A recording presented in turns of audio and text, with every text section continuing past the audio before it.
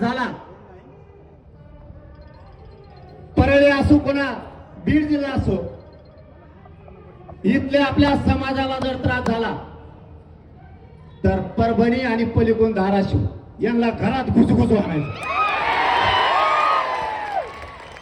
जर इथून पुढे यांनी लोकांना आता त्रास दिला तर परभणी जिल्हा आणि पलीकडून धाराशिव एकदा यांना बघायचं.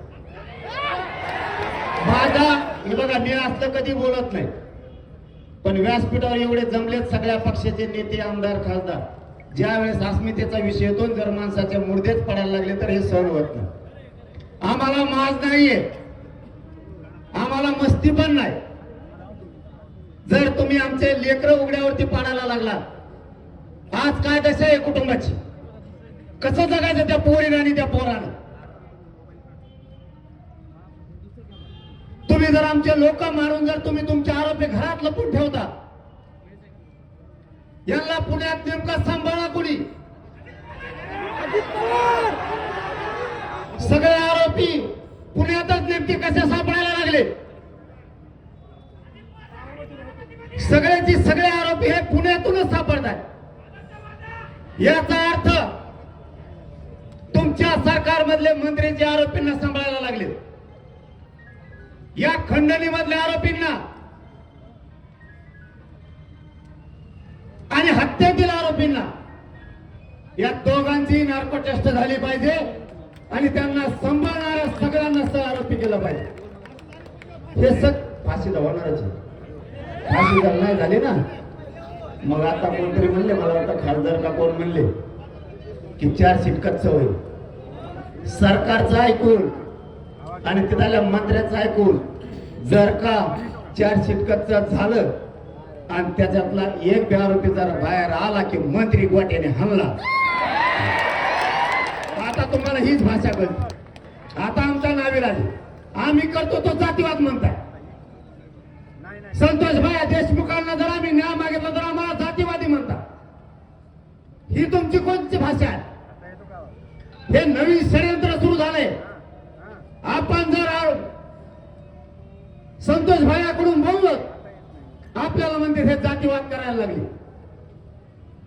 हे तुम्ही नवीन शब्द आणि षडयंत्र आणले. आम्ही संतोष भाईकडून बोललो की आम्ही जातीवादी, आणि तुम्ही आरोपीला सांभाळतात ते काय? तुम्ही आरोपीला गाड्यात घेऊन पळतात ते काय? आणि संतोष भाईला क्रूरपणे तुम्ही मारलं, तो जातीवाद नाहीये का? आम्ही आरक्षण मागितलं की आम्ही जातीवादी, आणि तुम्ही कोणाचाही वर बनवून खाताय, मग तुम्ही जातीवादी नाही? याला काय म्हणायचं ते म्हणू द्या.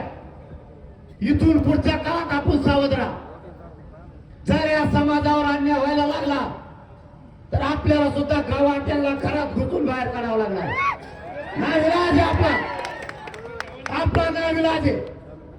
आपल्या लेकराचे जर तुकडे होणार असले तर सहन करायची सुद्धा काही परिसीमा असती. कोणते मराठी आहेत आपण? आपण आता साहेब गाव बाळगायचा. जर पुढच्या काळात आपल्या समाजावरती आणि माता माऊलीवरती हल्ले झाले तर उत्तर जशाला तसा द्यायचा. आपण हटायचं नाही. समाज जगणार नाही, तुम्हाला सांगतो. आपण साथ दिली नाही तर आपण जर आपल्या समाजाच्या पाठीशी खंबीर उभा राहिला नाही तर आपला समाज जगणार नाही. ठामपणाने उभा राहा. ते संदीप क्षीरसागर ओबीसी त्याचा हक्कच होईल होऊन जाऊ द्या.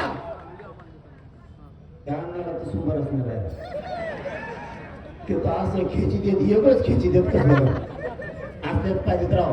हे असाचा विषय नाही. हे असल्याच पाहिजे. यांच्या मुठक्यावर पाय देणारे असलेच पाहिजे. याला मराठी म्हणते. जो आमदार तो कुठल्याही पक्षाचा असू द्या, महायुती असू द्या नाही तर महाविकास आघाडी असू द्या, जो आपल्या बाजूला बोला या महाराष्ट्रातल्या मराठ्यांनी त्याच्या पाठीमागे ठाम उभा राहायचं. त्याला उघडं पडू द्यायचं नाही. नेतृत्व फिक्रत्व जाऊ दे खड्ड्यात तिकडं. समाजाच्या बाजूनं त्यांनी ताब्यात देऊन डबल मग त्यांना कचकाकलन परभणी कशाला म्हणतात आणि धाराशिव कशाला म्हणतात.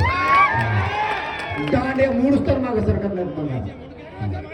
यांना करू देतात. यांनी फक्त देशमुख कुटुंबियाला डबल त्रास द्याव द्या, मग यांना काचका सांगू जा.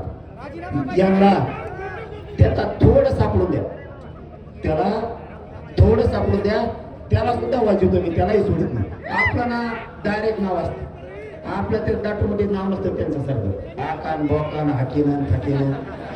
आपण असले अंदाज नावानं घेऊ उलसिक सापाला की डायरेक्ट नाव. आणि त्यांनी मध्ये नाही टाकलं की त्याला आम्ही राज्यातच नाही फिरून देता, त्याला राज्यात फिरून देत नाही. तो फक्त थोडा बी तो धनंजय मुंडे याचा सापडू द्या किंवा किलिव मिळू द्या, याला राज्यातच फिरून देत नाही. याला सुट्टीच नाही. तुम्ही धनंजय देशमुखला धमक्या देता, माधुरी अवलाद का तुमची? त्या बिचाऱ्याचा भाऊ गेलाय, त्या लेकीच्या डोळ्यात पाणी. तपासात तुमच्या जातीचे अधिकारी हस्तक्षेप करायला लागलेत, म्हणून ते धनंजय देशमुख बिचार रात्रंदिवस मोटरसायकल हिंडताय. आपल्या भावाला न्याय मिळाला पाहिजे म्हणून ते वन फिरताय साडूला घेऊन. तुम्ही त्याला धमक्या देता. देशमुख कुटुंब एकटं नाही, या राज्यातला सगळा मराठा समाज देशमुख कुटुंबाच्या पाठीशी आहे. आणि हे पलीचा दांडे घेऊन ये. तुम्ही हक्काचं काम नाही, तो तुमच्या एकट्याचा भाऊ नाहीये, तो आमचा सगळ्यांचा भाऊ आहे. ज्या दिवशी तुम्हाला अडचण वाटेल त्या दिवशी जर कायद्याने न्याय दिला नाही तर हा मनोज जरांगे आणि व्यासपीठावर बसलेले आणि समोरच्या सगळे मराठी तुमच्या भावाला नक्की न्याय देणार. ही शब्द आहे आमचा तुम्हाला. आम्ही फक्त